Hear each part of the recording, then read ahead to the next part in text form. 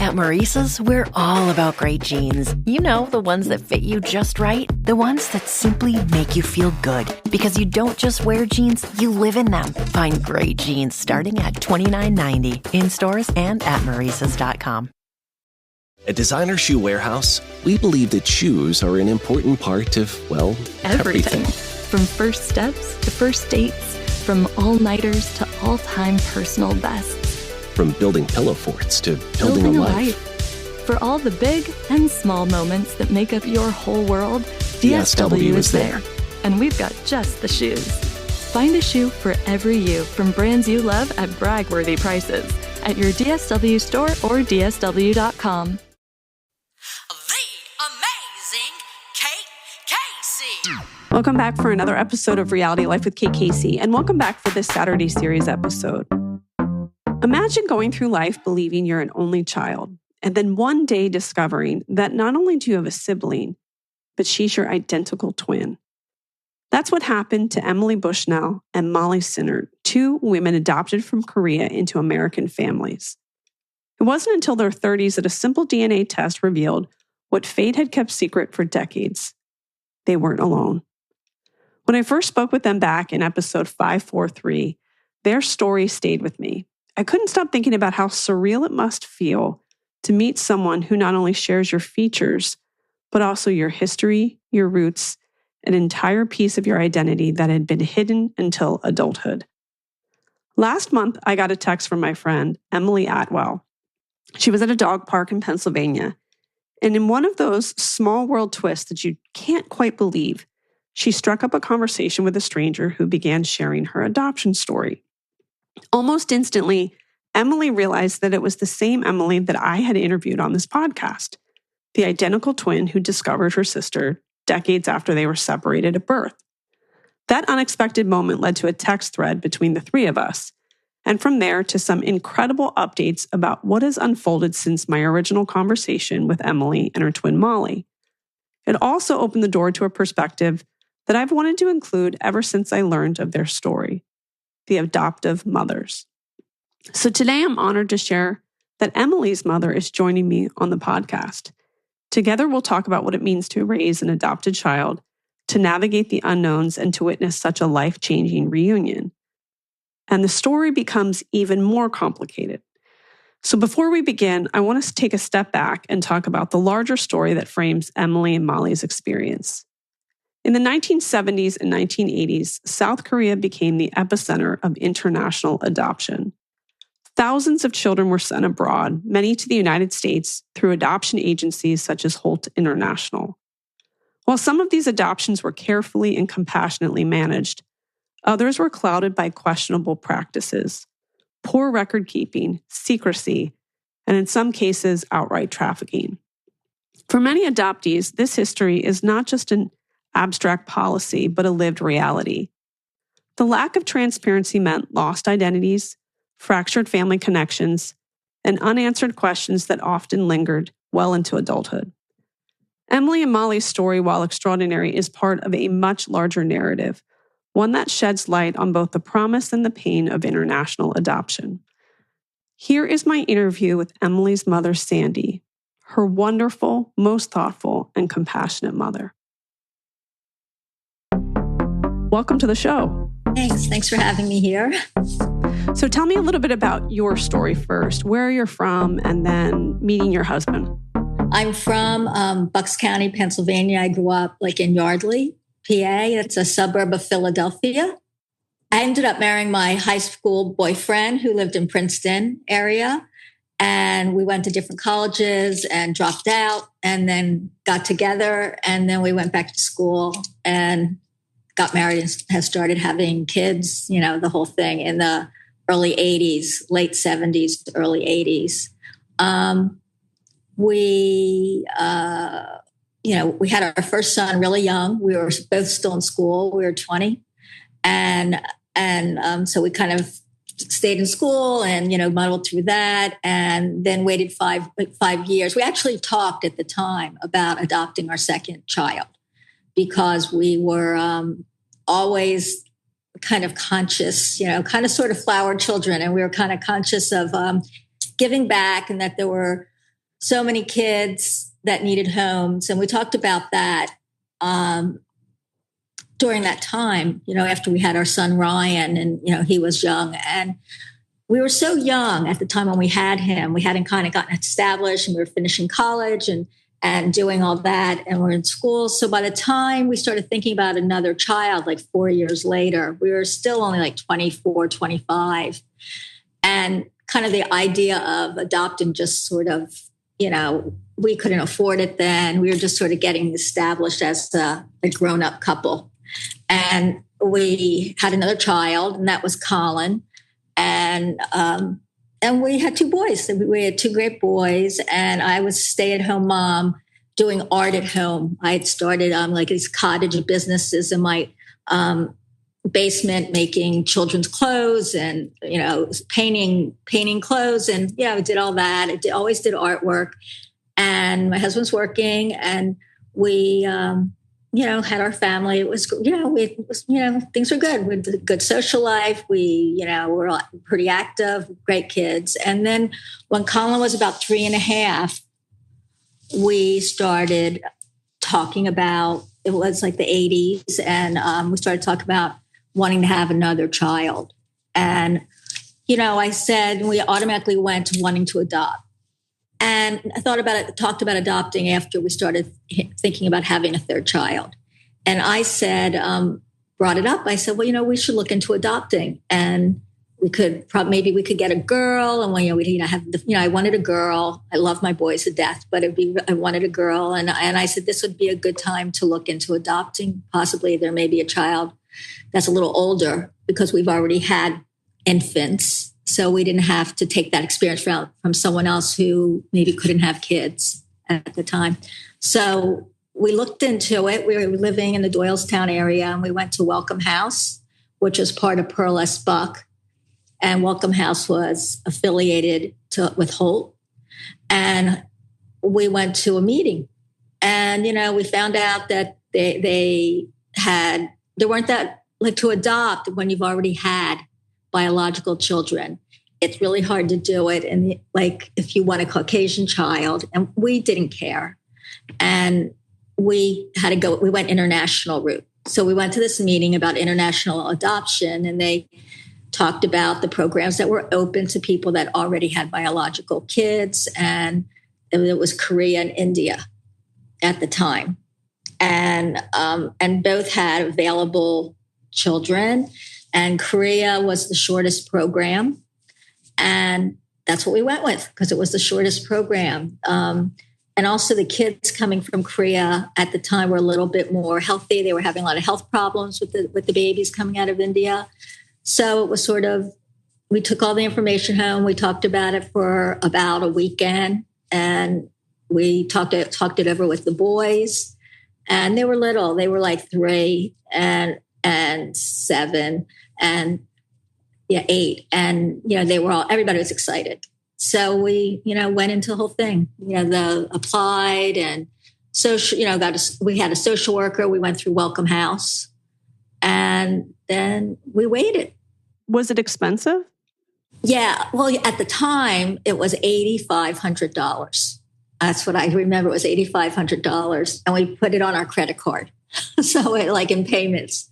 So, that's what it was. And that's just what the cost was at the time. And part of the reason was we had a sister-in-law that worked for TWA, and we could have flown over there and gotten this really great discount ticket. But they didn't want us to go pick up the kids. They wanted us to pay for chaperone from Korea to bring her. So that was part of the $8,500 that we had to buy a full price ticket for a chaperone to come from Korea and then back. And we waited. They said it was going to take about 9 months, and it took maybe 13. And okay. And then we had said, because we had good insurance, my husband had a good job, we had good health insurance. So we said we would be willing to take a child. A lot of the kids I should back up. When we started the process of adopting, they did it with other prospective parents, or other parents that were waiting for babies. It was kind of set up kind of like because we had our other kids, like Lamaze, like natural childbirth. It was sort of set up like that. There were like 8 couples, and we sat in a circle with our social worker, and we all shared why we were doing this, kind of family history. And then we would work together on, little had little workshops. We would break up into groups, and, that went on for like 8 weeks. And then they came out and did a home study and saw where we lived and interviewed the kids, the boys. And, and we had to write a biography. It was very, very involved, what we had to do. And then we got okayed, and we waited. Then we were waiting. They just said, just wait for a phone call when there's a baby available. And we had put on our application that we would be open for 2 and over, and that we would be open for a child that had medical needs that could be, that were like, could be fixed. Do you know what I mean? So like if they had something that needed like an operation, or maybe had minor heart problems or a cleft palate or things, because we had good insurance. And we thought, maybe there's a baby that has some medical problems that's not that big of a deal in the US, and we can deal with that. So we were pretty open. And we also most of the people in our group wanted information on their babies. Were they abandoned? Were they just left on the police steps or, wherever? Most people wanted to know more, because a lot of people were uncomfortable not knowing what the background was. We weren't. We just wanted a health, we just wanted a baby that needed a home. And so we found out that the chances of getting a 2-year-old were slim, over 2, because in South Korea, they don't usually, if they don't give them up at birth, they usually don't, or very young. They usually don't have a lot of 2-year-olds. And because they're a very family-oriented country, so they don't usually put their kids up for adoption later, when they're like 2 or over 1. So they said we'd have better luck getting a child if it was a girl and she was an infant. So we said, okay, whatever. And then we waited. And then we got matched around 13 months later with, they told us, said we had a baby, and we got matched. And that was Emmy. And we went in and met with our social worker, and they had a little picture of a 1-month-old baby. And, we got information. We had information on her more than we thought we'd get. And we were like, went ahead and said, then we were waiting for her. We waited for her, and that she was born March 29th, 1985. And she came, literally they wouldn't let them they couldn't come out of Korea until they were 12 weeks old.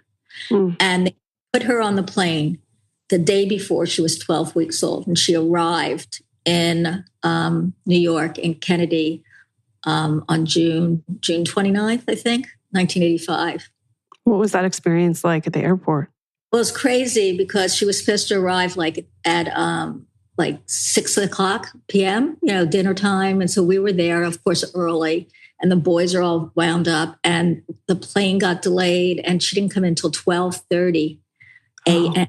And it was nuts, because there were other families waiting. There were like 4 or 5 other families all waiting for kids. We didn't know them. And the people bringing them over, we were told they were chaperones, but what they were other grown adopted kids that had gone to Korea. It was called a motherland trip. And they had it paid for if they brought a baby back with them. So the one girl that came was a girl, her name was Christine Dole. And for a long time, we stayed in touch. She was a nursing student in Buffalo, New York, and she was Korean. She had been raised in Buffalo. And she had been with Emmy like the whole 20-hour trip home, because they stopped in Alaska. And she was so hysterical. She didn't want to give us her. She was so attached to Emmy. She just cried, and we took pictures, and we stayed in touch for a couple of years. And we went home. And I don't know if she wanted me to keep going, but we took her home that night, and she was 12 weeks old and 11 pounds and perfect. And, it was like pretty unbelievable experience. And we had anxious. We had been waiting, along 13 months for her. And she was this like perfect little baby. Yeah, I mean, literally, like my boys were horrible sleepers, and we came home and she had a bottle, and it was like 3 a.m. in the morning, and we put her to bed, and she didn't wake up till the next morning. I mean, she slept like 8 hours and just woke up. I thought like I jumped up at like 7 in the morning and ran into her room thinking something happened. Oh my God, she died or something. Like, something happened because my kids didn't sleep good. Yeah. And she just slept. She was just sound asleep, and she slept like 8 hours. And she never, after that, she never woke up during the night. It was like they were raised by like foster mothers there that had them on their back all the time, them on schedules. And she always was a good sleeper. I mean, we used to joke we had to go out of the genetic pool for her because she was so different from the boys' sleeping habits, her personality too. I mean, she was just this easy, happy, a wonderful person, little girl. She was like, I don't know, she was very special, and we all fell in love with her very quickly. The boys would carry her around the house and fight over her. And it was fun. And she was a very, very easy child to be around, have around. And she just was like an exceptional kid always. I don't know what to even say. She was just a happy, easygoing. When I look back, I think, when you look back on your kids, now I'm a grandmother and stuff, and you look back and you realize so much of her was like, she was like a people pleaser. But at the time, you don't know that. Like, she just was happy, and we've talked about it, but she always wanted everyone to be happy. She, like my sons would like order her around, like, Emmy, get me this to eat. And she'd go and get them whatever they wanted. And I'd go, why are you doing that? And she, but she was a real perfectionist, piano, very gifted, she's an amazing piano player, flute player, good in sports, a gifted student. But she was a little different than our boys. We were all readers. She didn't like to read. And I'd always put books on her end table that the boys had loved at the same ages. And she finally said to me, she goes, I know that I probably would like this book. And I know Colin and Ryan both liked the book when I was like 7. They were 7. She goes, but I just don't want to read it. And I said, well, you don't have to read it. Just because they read it doesn't mean you have to. And I said, do you want me to read it to you? And she said, no. So I realized early on. And today, I mean, she reads now, and she, but her reading kind of when she was young was stuck to more academics, school. Like when she got assigned, she just was that kid, like class lead, like if they're doing a team project, she would end up like doing 3/4 of it because she just got it. She was like just a gifted, happy student. Like you couldn't. She never had like a teacher's report that was negative. I mean, she was a little, we were also artistic in the family. I do art. My ex-husband does art, and musicians. My ex-husband's a musician. The boys all play guitar, and she plays also piano. She played piano and flute, but she used to like, I think that was a little hard for her because she didn't like to read, and we all were a reading family, and she didn't like the music, like having music on all the time. She would bring that up. Like, you guys all like to read, and you guys all like to listen to Bruce Springsteen or this or that. And she goes, I don't love it as much as you. And I'd say, well, that's cool. I mean, we were very, whatever she needed, it was like, we're very accepting to who she was. And, you're adopted when you're from Korea. You look in the mirror and, you don't look like anyone else in the house. And we kept that, everything was always open. If she'd ask questions, I'd answer her as much to my knowledge that I knew, but we didn't know that much. We knew that her parents had one daughter already. And all it said was that they were together. We didn't know if they had been married. We didn't know if they lived together. We didn't know. And it said the parents were together when Emmy was born. And they said, what did it say? They said, she was born a month early, and it said that she passed all the, tests and everything. And then they said that they told their family that they had a stillborn. And we didn't even know, even our social worker, we were only presuming that what happened was, and this was a presumption from the social worker, was that she thought that they had one girl and they were like a young couple. As it turned out, they were exactly our age, as we found out later, but they were exactly our age. And they didn't have a lot of money at the time. They already had a daughter. And our social worker thought that they maybe had made arrangements with the adoption agency that if they didn't have a boy, they were going to put the baby up for adoption and then tell the family that she was a stillborn. So there'd be no shame involved when they came home without a baby. Wow. But that turned out not to be true. I mean, there's shades of it, but it turned out not to be true. But that was what our social worker kind of put together, and what it's sort of just by looking at what the information we had. And she said sometimes that happens. They can't afford to have two girls.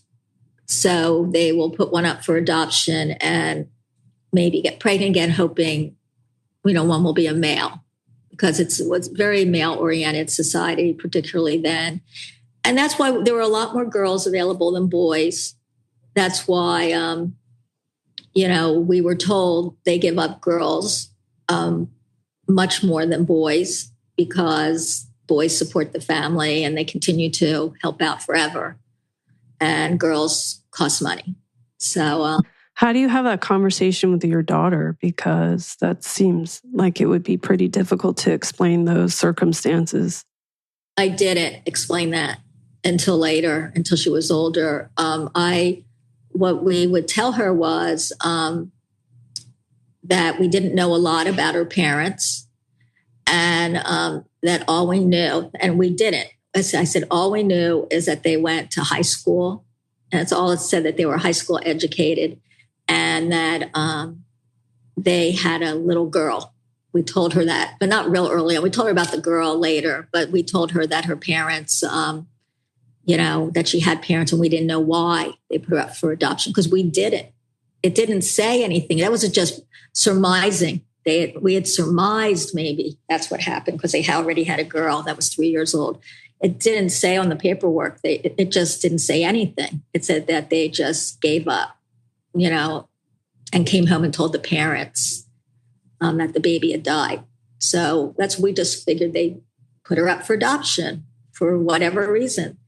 So we just told her we didn't know why, and that, we always build up that we were waiting for her, and that, it was that we were here waiting for her, and we were so lucky. We didn't know why her parents gave her up, and maybe, we would come up with scenarios, and she said maybe they were sick, or maybe they were poor. And I said, maybe they are, but we were so lucky. It was always about that we were the lucky ones, that she got to come and be with us. It was always about that. And then Emmy never asked a lot of questions until she actually went. I mean, when she was high school, I had her folder, and most of it was written in Korean. But then, the what do you call it? The social workers in Korea would translate it, so you could read it, but it was like translated, so like words would be different, but you could understand it. So when she was like in 10th grade, maybe 11th,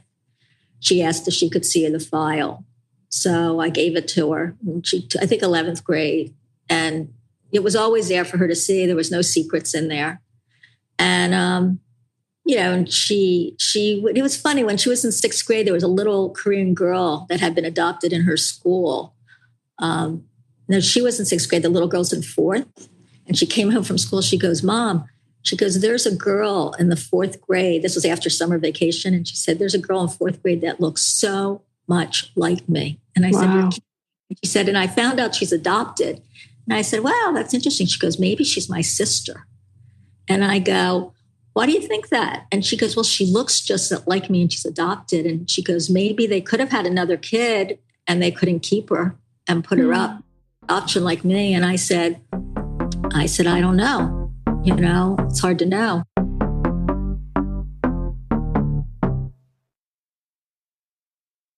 Looking for an electric SUV that doesn't compromise on space? Meet the all-new 2026 Ioniq 9, Hyundai's first 3-row, all-electric EV. Space in an EV, finally. With an impressive 335-mile range, this isn't your typical EV. Go further with up to an estimated 150 miles of charge in just 15 minutes on the Ioniq RWD9S when using a 350-kilowatt DC ultra-fast charger and CCS adapter. Actual charge time may vary. Plus, with class-leading interior space, 7 high-powered USB-C ports, and advanced features like Highway Driving Assist 2, every journey is seamless. And for peace of mind, there's a 10-year, 100,000-mile battery warranty. Ready to explore more? Learn more about the Ioniq 9 at HyundaiUSA.com. Call 562-314-4603 for complete details.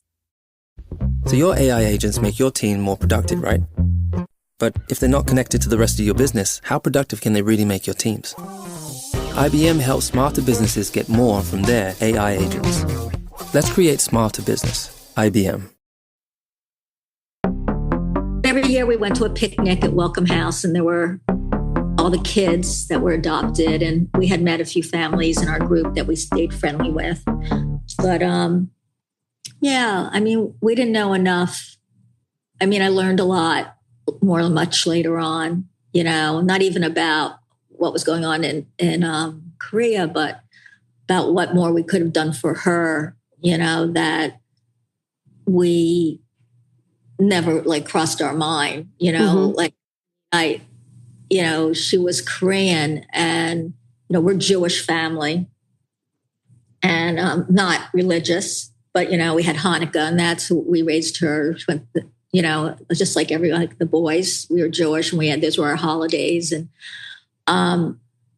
I would try to get her, I would get her Korean books and I'd get her Korean stories. And when we got the baby dolls, I'd always, it was hard to find an Asian doll. So the Hispanic dolls sometimes looked Asian. I would try to always get her Asian-ish dolls, but there wasn't a lot for her to know. There wasn't a whole lot that available in the 80s, early 90s for us. Later on, the next decade when people were adopting from China, we found, they found out that the kids from that were adopted in the 80s, a lot of things were done wrong that the kids needed, that they needed more culture to feel like they belonged be part of their culture, to identify with being Chinese or being Korean or being Indian. I totally agree with that. But at the time, we just had what was available to us. There wasn't a whole lot. We didn't have a really Korean community. And that's something I think that if I could go back, I would have found something. Were there camps or was there, something more out there? But at the time there weren't. And then, Emmy was an easy kid. She was a breeze. And then she went to college. And that's when I think questions started coming up for her. I can't think of anything when she lived at home that there were problems and things that would come up about the adoption. Sometimes she would be teased. I remember in 5th grade, she got teased on the bus because of her eyes, some boys. But all in all, we went to a smaller school, and she was always a big fish in a small pond. She was exotic because most of our schools were white. There would be, a couple African-American or Asian kids, but it was not the majority of the kids in the school. So it was pretty much white community. So she was, this pretty little Asian girl. And so she was popular with the girls and she was popular with the boys. she graduated high school. It was a very small high school. It was like 200 kids, and she wanted to go to a big school. She got accepted at Lehigh. It was like 7,500 kids. And I said, this would be a good size for you because you're used to small, having access to your teachers. And she goes, no, I don't. I want to go to a big school. She ended up going to Rutgers. Okay. And it went from being a big fish in a small pond to being like a nobody, because there were thousands and thousands of Asian kids. and also she was just one of, going into a class with like an amphitheater with 100 kids in there. And she was used to having access to her teachers because she was in a small school where there was like 12 kids in a class or 15, and they knew you personally. So all of a sudden she's calling me. She goes, Mom, I can't even talk to my professors. You only can reach them by giving them your last 4 digits of your social security number. She says it's like a person. And things started happening. She took a Asian American women's study class, an Asian women's study class. And the TA in the program was Korean. So she comes up to Emmy and she started after class and started speaking Korean to her. And Emmy said, I don't speak Korean. I'm adopted. I only speak English. And the girl was young. She was a TA. She was like 21, 22. And she said, oh, that's awful. Your adopted parents never taught you about your culture and how you lost your whole culture and you're Korean and, you're not American, and look at your face in the mirror. She gave her a really hard time, and Emmy called me crying. I remember she was just there the first week. And I was like, gosh, it was like we talked about it, and she would run into stuff like that, like people on the street, because there were a lot of Korean and Asian kids at Rutgers. And people would come up to her and start talking Korean because she's Korean. And it wouldn't happen tons of time, but it would happen enough where she'd call me. She goes, it's happened again. I was at a stop sign and 2 people start talking to me in Korean.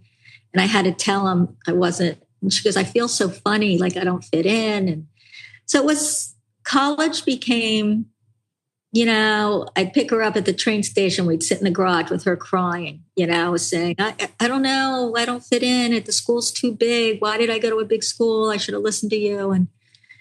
And I said, why don't we finish this year? Why don't you finish this year and, get through it, and then you can transfer. And then she said to me, and this was so not her. And then she said to me, well, no, I'm just going to stay. And I'm just going to stay and finish. I can be miserable anywhere. And I looked at her, and I'd never heard her ever. She's crying. I said, what's going on with you? I said, this is not, I've never saw her talk like that. She was always just like kind of happy and upbeat. And she was just crying. She goes, I don't know. She goes, there's just so many kids there. I just don't know how to fit in. And it just, she found a groove. I mean, she went to college, I had lots of friends, and, moved out of the dorm and moved into a house with girlfriends. And I mean, she still has best friends from college, I've known some of these girls since they've been 18. They're all 40 years old now. So, but I think things started changing in her then. And she started having questions. Mm-hmm. And think when she was in college, she knew what the questions were. I just think more like a discomfort. And then as she got older, she would say things to me like, I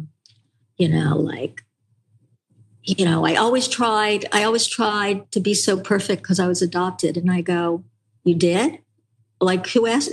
Why? Like, who asked you to do that? Like, it wasn't your dad or I or your brothers. Nobody wanted, and she goes, I know you didn't. I know everyone loves me. And she said, I don't doubt that. It's just that I am adopted. And she started saying things like that. I am different from Colin and Ryan.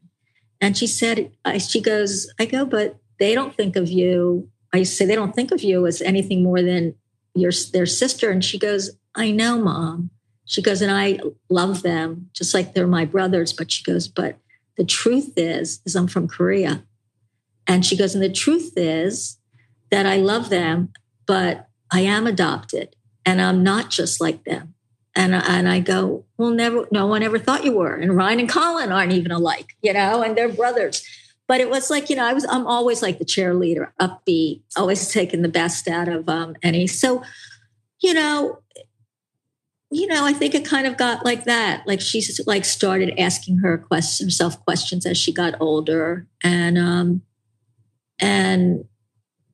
having issues, being a little bit more combative. I don't mean fighting, but more like disagreeing, and went through some tough times with me, like, why didn't you do this? Why didn't you do that? And I owned anything she needed. I said, Emmy, I own it. Like if I had known better, I would have. And then her father and her became estranged when she was like in her 30s. So during her 30s, we just started, her 20s, she was fine. I mean, she had a baby early on at 24 that she was living with her boyfriend in Boulder after college, and had Isabel when she was 24. And then when Izzy was almost 2, she came back because she wanted to be close to family, which I think most people are when they get in their late 20s and 30s. She became more introspective about herself and started asking more questions about Korea. There was only so much I could tell her. And then when Izzy wanted her DNA, the 23andMe done, when Emmy never, ever looked into that. And then Izzy said, Mama, I want to do 23andMe for my birthday. And she said, and then half of anything will be you. And maybe we'll find out something. And so nothing happened for like 6 months. And they didn't even, or something came back and it showed really nothing. It showed like some distant people in Korea, it didn't really show anything here or any connections. And that was in August. And then the following March, Izzy got a phone call. Izzy got a text at 10:30 at night. And it was a school night and she should have been asleep. And she goes running into her mom's room. Says, I got a text from someone who thinks that I'm scamming her. And Emmy goes, what? And so there's this text from this woman that says, I live in Florida. I did 23andMe last month for health reasons, and I'm adopted. So I'm trying to find out if I can locate some family members to find out some medical stuff.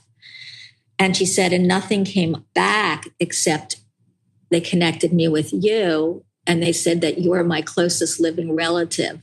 And then they say that you're my daughter.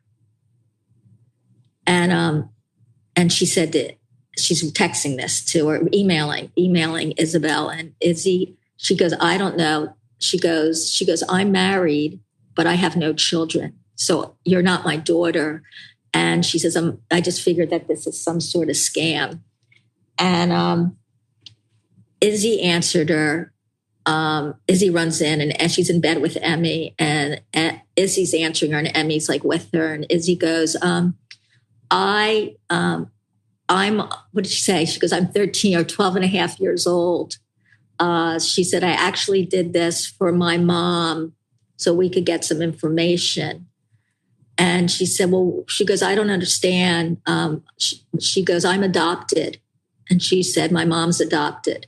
And then Emmy calls me on FaceTime. At that point, it's like 10:45. She goes, Mom, something's going on. And then as the thing was unfolding, Emmy and I were saying, well, maybe you have another sibling in Florida. Like, we didn't ever think anything more than maybe they did have another baby. I said, maybe it is a close relative, and that's why they're connecting Izzy.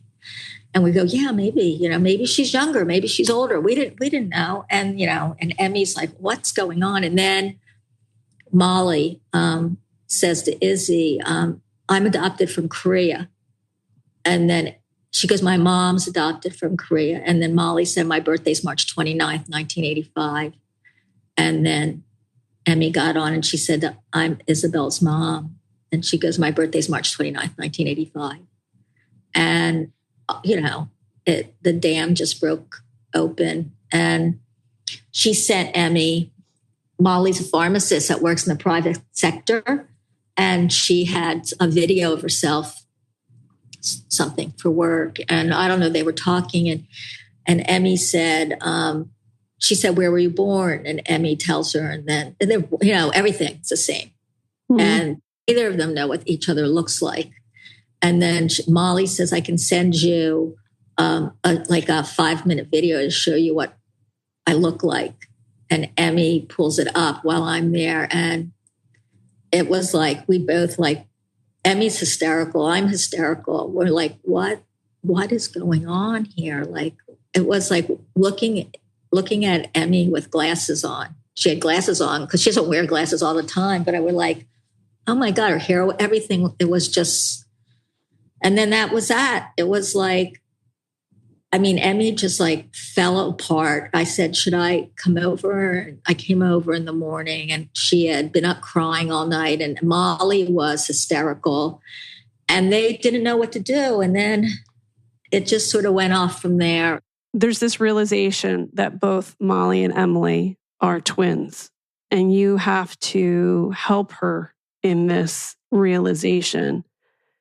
But you also are tasked with this really difficult job of helping her unravel her birth story. How quickly does that happen, or did it take quite a bit of time? It took quite a bit of time. What happened was the girls decided they did not want to see each other yet. Like Molly was in shock. Emmy was they were both having nervous breakdowns. The next morning, I went over to Emmy early, and her face was so swollen from crying. It was, both of them were in shock, and they didn't know what to do. And Emmy sent pictures, and Molly sent pictures, and Emmy's sending me all these pictures, and I'm sending, I'm calling the boys, and Colin is an English teacher. That English teachers go to school real early, and he's calling me at 6:45 in the morning, like on his way to the high school. And he's pulling over sobbing, my son, like hysterical. Like everyone is falling apart because everyone loves her so much. Like, what happened? So Emmy goes into, calls him, didn't go to work.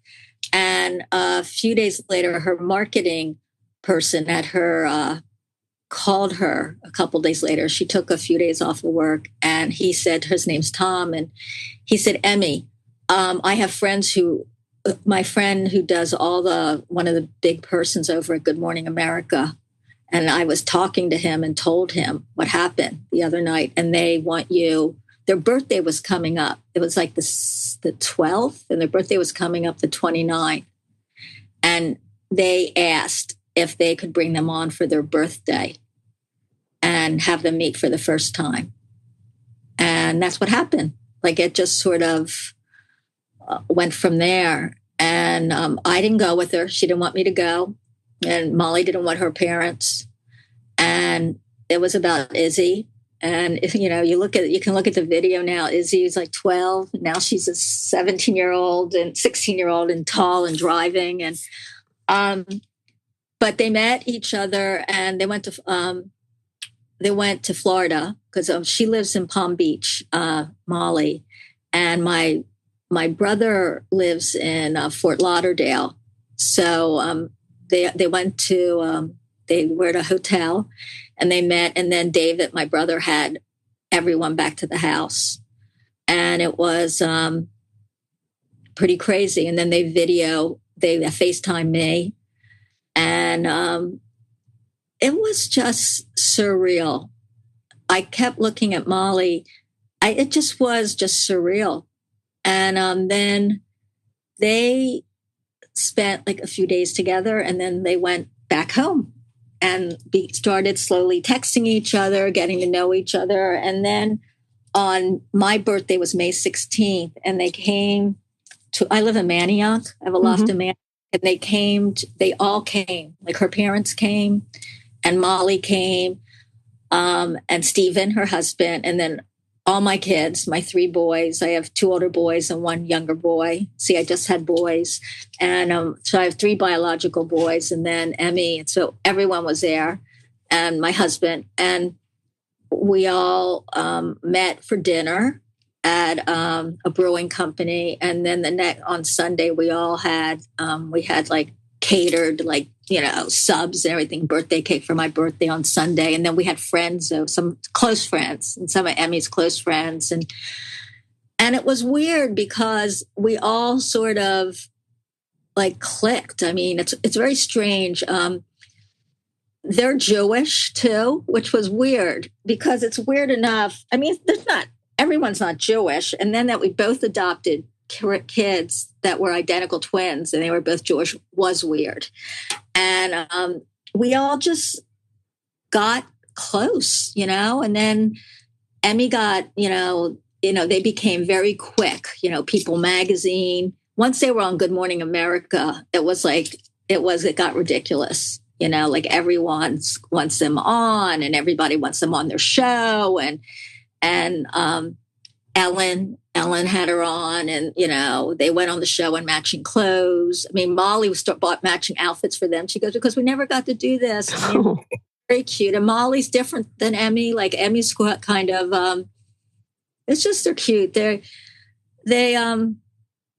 They look so much alike and they move alike. They walk and they move, they do the things with their hair and they cry the same way and their nose wrinkles up the same way. And it's just very, very, like I say to my close girlfriends, my friends, I will never recover from this, like ever. And I don't think any of us, as much as we all are family now, like Molly comes with us on vacations and Merle was with Tom and me in our house in Maine, her dad, for 5 days this summer. I mean, we all love each other. But when I see pictures of them or I see them together or she walks in and I think it's Emmy for a second, I say to them, I'm never, ever going to recover from this. After they started doing all this stuff, the largest broadcasting company in Korea, they did a 2-hour documentary on them and they did it so well. It was better than anything I've ever seen. It all has subtitles, like for English, but it was done really well. And they came, they went to the adoption agencies. They were split up and went to different adoption agencies. And Emmy went to Holt. They went to foster mothers, but the adoption agency in charge was Holt, and she went to Eastern. So they were split up right away. And so the television company, the production company went to the adoption agencies and got information. And they found the parents' names and they contacted the parents. And no one knew about twins in 85 because unless they knew, it wasn't common because I had kids in the 80s. It wasn't common to have ultrasounds back then. Now it's like everyone has them the last 20 years. But anyway, they didn't think she was having twins and she didn't know it was like a surprise. And she came in a month early in labor and they didn't have a lot of money. And they went to the clinic in Jinju City and she gave birth to twins. Like Emmy was 5'1" and Molly was like 4 something. And they were in shock. They didn't know they were having twins. And they took him to the nursery and he took his wife home that after, like, I don't know, next morning, I don't know what happened. And he took her home and got her settled. And then he went back to the hospital and the doctor came out that had delivered them and said both babies died. Oh. And the father said, and they were already knowing in Korea that there was something going on with all these babies were missing at the time. No one in America knew. And, you know, but in Korea, babies were getting stolen off the street, taken out of carriages. A lot of people were talking that to watch your kids. It was all this corruption going on that no one knew about. Like the doctors, the adoption agencies, the government was on it. And it was like they were getting money. Everybody was making money for like basically taking babies, saying they died, saying they disappeared. And they didn't know that, though, the parents. And so he said that both babies died. And he didn't believe them. he said to them, I don't believe you that both babies died. I might believe you if you said one baby died, but how could you say I've only been away for like 6 hours. I got my wife settled or whatever. And then I come back and you say there's no babies. And then he said, I wanted to see them. He wanted to see them like dead. And they said, they're gone. They're not here. And then he sent them home. They sent him home.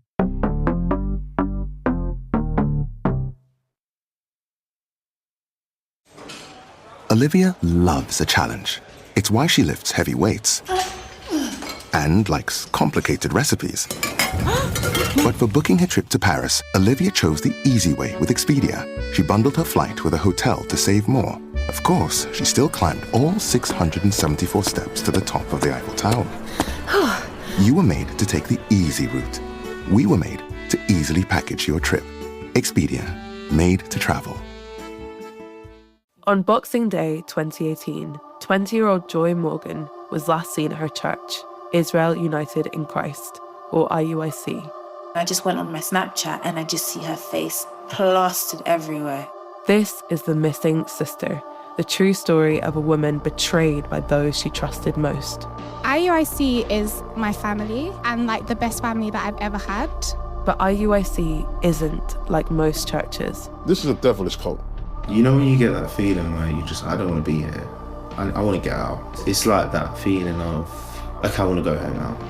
I'm Charlie Brinkhurst-Cuff, and after years of investigating Joy's case, I need to know, what really happened to Joy?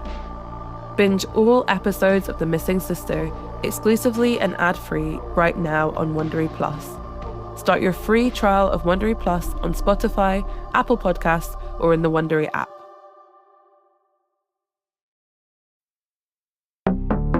We don't know what happened, and they don't know what happened, but we presume that the doctor was somehow in cahoots with adoption agencies or whoever, middleman. We don't know. It was a lot, so much corruption. We have since found out so much. We've read so much corruption going on all through the 80s with babies and people losing their babies. And then they went home. They went home. Their parents went home. The mother, everyone. We still, at the time, we still don't know if they had talked to an adoption agency, like if they were a girl. We don't know anything about that, but they did not know they were having twins. They did not know. When they said they died, the mother believed it. The father did not. And then they went home and lived their lives. And then 2 years later, they had another baby, Jay, who's a boy. And that was their family. They have their older daughter and their son. And they never really questioned it. I mean, among themselves, they might have laid in bed or talked among themselves and said the babies were stolen or who knows. But all we know is adoption agency, or when the production agency contacted the father, they couldn't get in touch with him. And they sent him like whatever certified letter in Korea. And he signed for it.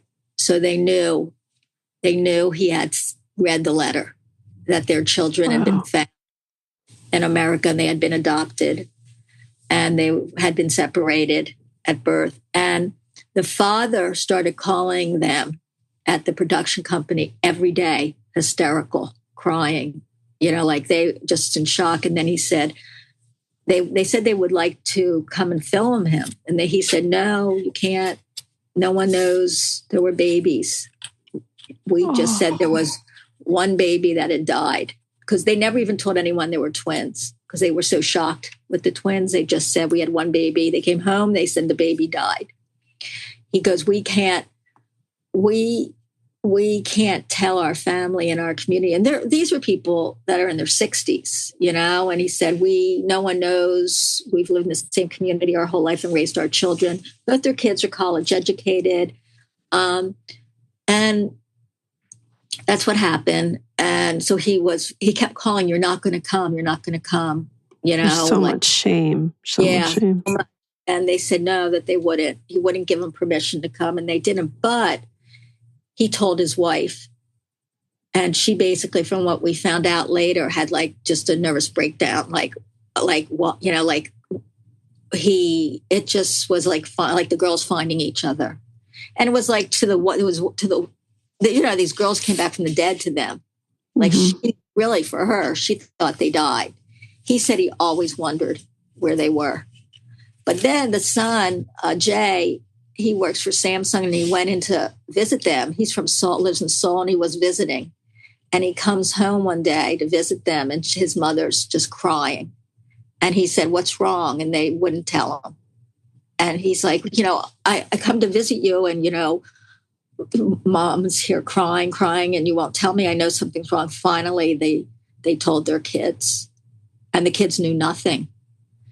And then slowly, this went over months and months. The kids, the father and the son knew some English, wrote the girls. And then it just slowly over like a year and a half, they started writing.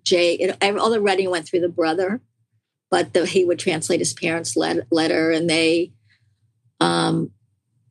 basically were honoring them, on their birthday. They had their pictures out, and they just everyone was beside themselves. And then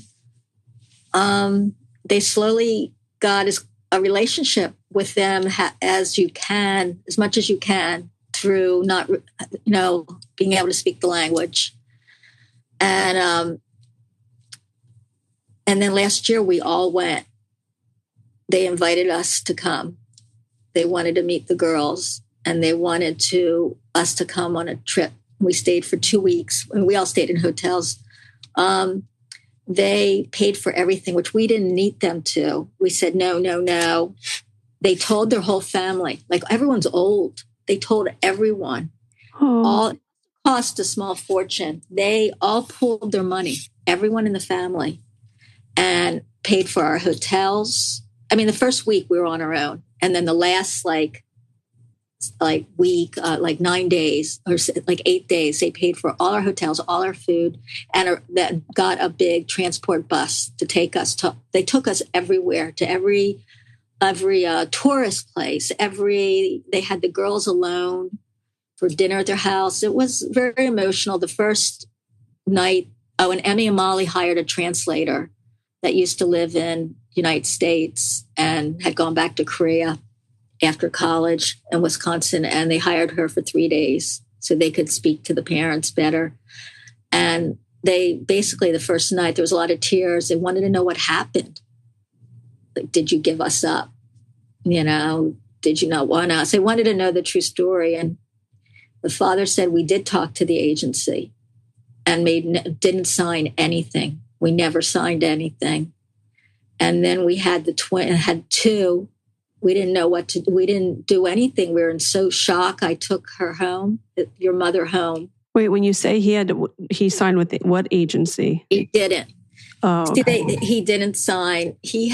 I guess they had a question. They had thought maybe if we have another girl, we can't afford to have another girl. And they talked to the adoption agency about what it would entail to put one baby up for adoption. But they never acted on it. They never signed papers. They never did anything.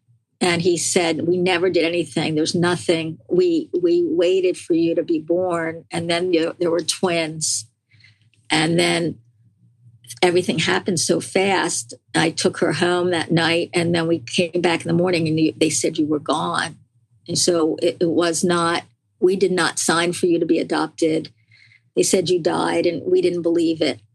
We thought that they took you to be adopted. And there was so much tears, you could tell the mother when we got off we took this bullet train from Seoul, and they had this big banquet for us, and we come out and they have the girls' names, and the mother and father are hysterical. There's been so much crying for 2 weeks. I couldn't believe it. And it was the most amazing trip ever. And we're all still in contact, and Emmy talks to them. For a while, Emmy and Steven and Molly talked about moving there.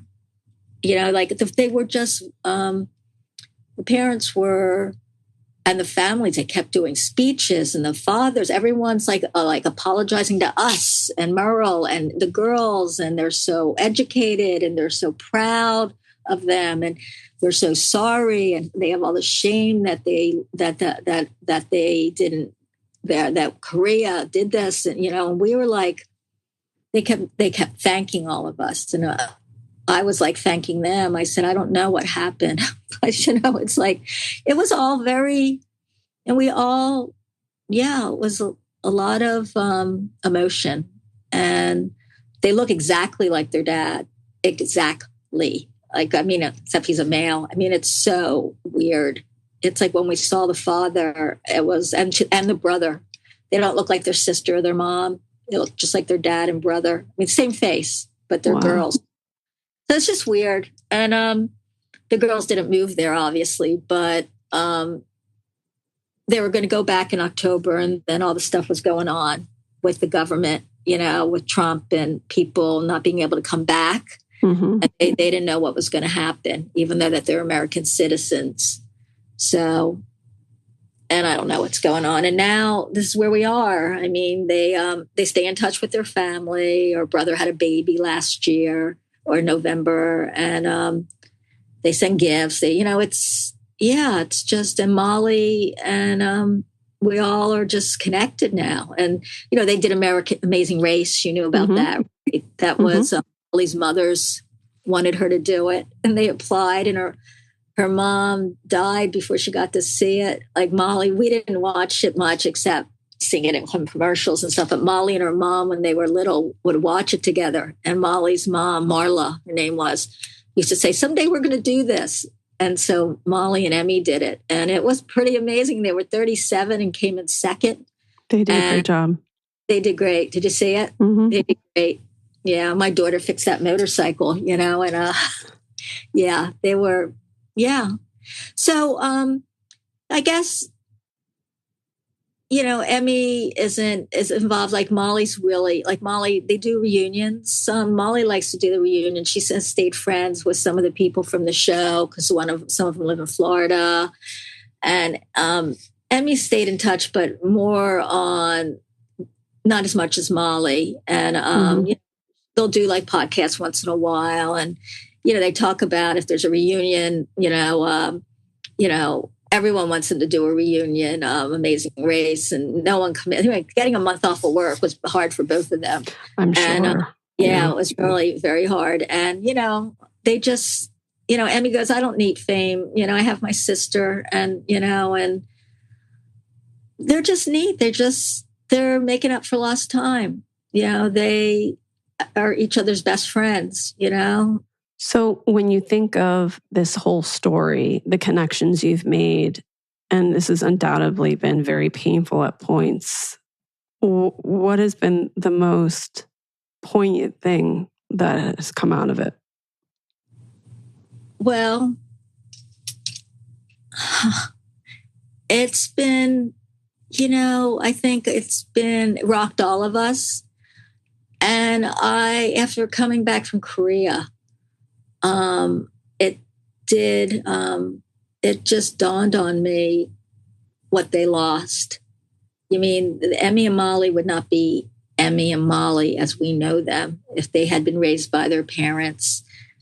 But they would have been raised there, and their sister, just seeing them with their sister and brother, and her sister crying, and her sister's so shy. And she made a little speech the night before we left to us. We were all eating together, and she said, I'm so quiet. She said, but I never knew I knew I had my brother, but the fact that I have two sisters, and she started crying, and she started talking about how much she loved them. And then all three of them were crying.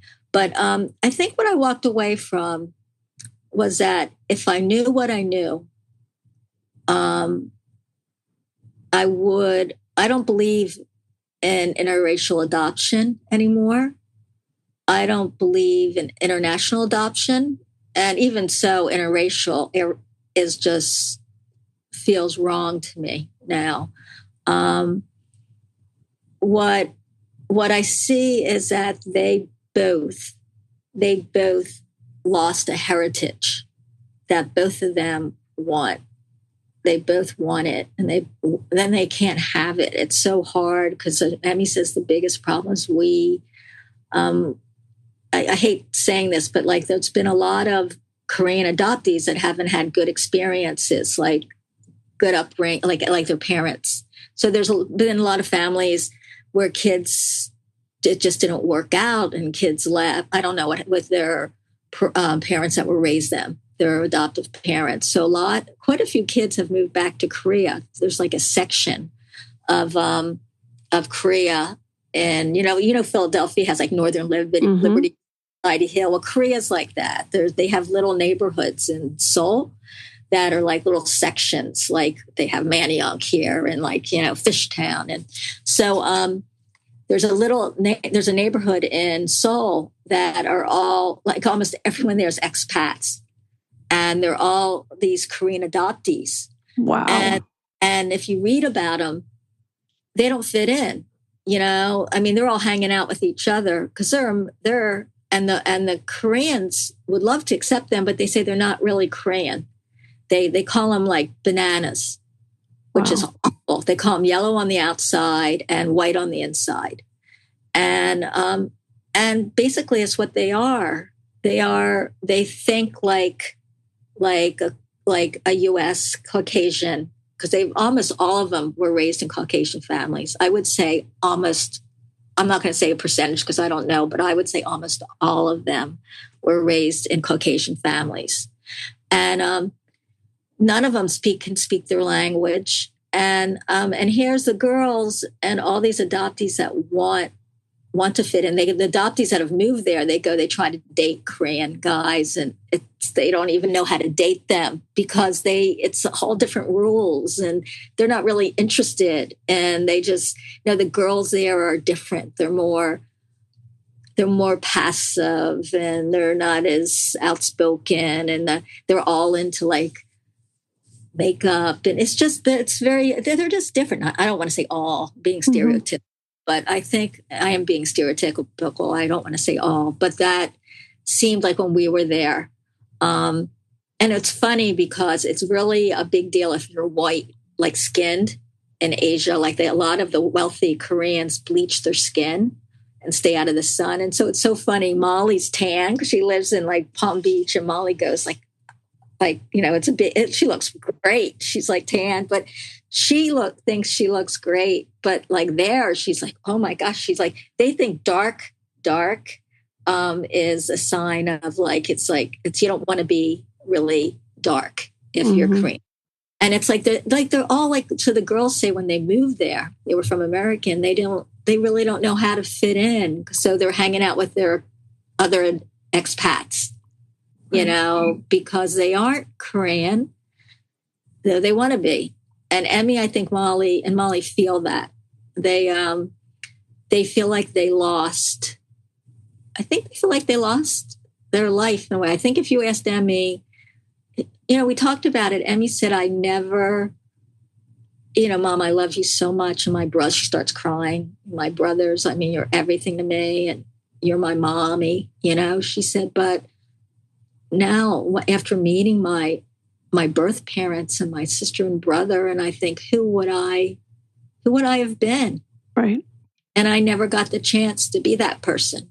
So there's a lot, both of them feel that same way. And I think Molly later to the game, because Emmy was feeling a lot all through college and dealing with stuff. Molly, being an only child, Molly said she never even questioned her identity until she got met Emmy, because she said she felt, she was an only child, and and she had a great life. Emmy did too, but I mean, when you're an only child, she just didn't question it. She said, Merle said they said, you want to go to Korea for your college graduation or your high school graduation, and Molly didn't want to go. She said, no, I'm not going to be able to relate to anything there. But now, I mean, Molly, I almost think going to Korea was harder on Molly afterwards, after the trip, because then the floodgates, it's like, wow, because they were with their parents. And the father was just so sweet. He'd always walk around with his arms around their shoulders, and he'd say, "Molly, Emily," and he just was, he was funny and loving, and the mother just hugged them all the time and cried. She just would cry and touch them. And it was just, so they realized, I think this has been very hard on the girls. And Emmy's life has changed. She's part of she still has all her friends and her life's the same. But the part that's changed is that she's now part of Asian adoptive, grown children. It's like she belongs to this group, and they meet every 6 weeks and all have dinner together. They do board games. They hang out. Emmy has 3 Korean adopted that were adopted friends now. She hangs out with. So she's put herself out there, and they're all adopted, and they all have stories. And I'm really proud of her. And but yeah, that's what I would have taken away. I wish if I'd known about the corruption, I would never have been a part of it, obviously. But at the time I always thought Emmy was our gift. It was like I felt so like that we got her was like, I remember once being in the food store and she was in the Snuggly, and she was 3 months old, and this older woman, I was at the produce department. She came up to me and said to me, "Oh, that baby's so lucky," because she knew, I'm Caucasian, she's Asian. And she goes, "That baby's so lucky that you saved her from her life." And I looked at her, I remember saying this, and I said, I don't look at it like that. I kind of look like she saved our family. Like we got the gift here. But right. It was like, I think that's what a lot of people thought. I thought that we thought we were helping a baby that was going to end up in an orphanage their whole life. We were told they were abandoned or just given up, and we believed it, because it was a different world there. And girls were not honored the same way as they are here. And so, I would not have adopted, and I feel sad that Emmy, that's what I don't believe in anymore. A whole life of who you were. And I think that's the thing that I take away as being the saddest thing for me. And do I feel lucky that I had this experience and I have Emmy as my daughter? Yes. I can't. Yes, a million times. Yes. And her brothers. Yes. But there were a lot of losses for her. Yeah, she's a cool kid. They're both very cool ladies. Yeah. So, yeah. Well, I'm so grateful for your time. I appreciate your talk. But yeah, being so open and very eye-opening, and the story as it continues to unfold is most interesting. So I appreciate you. Yeah, we don't know where it's going or if it's going in, but they'll be together. That's for sure. Emmy's going gray, and Molly a little too, but I bet Molly will diet. Yeah.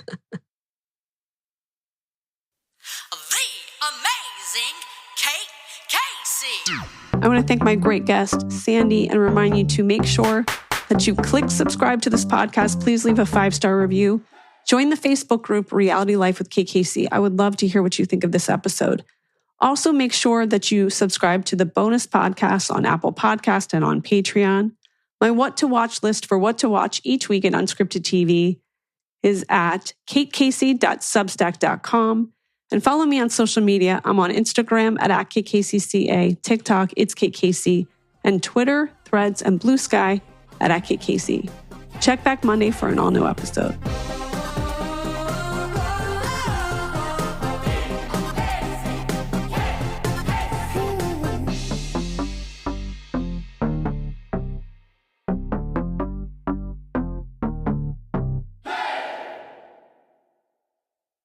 Did I put the clothes in the dryer? I hope they don't think I was serious. I need to be awake. Snacks. I've got my brain shut off. Just sleep already.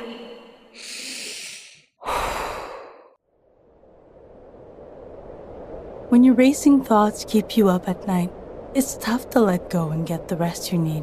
Better sleep can help.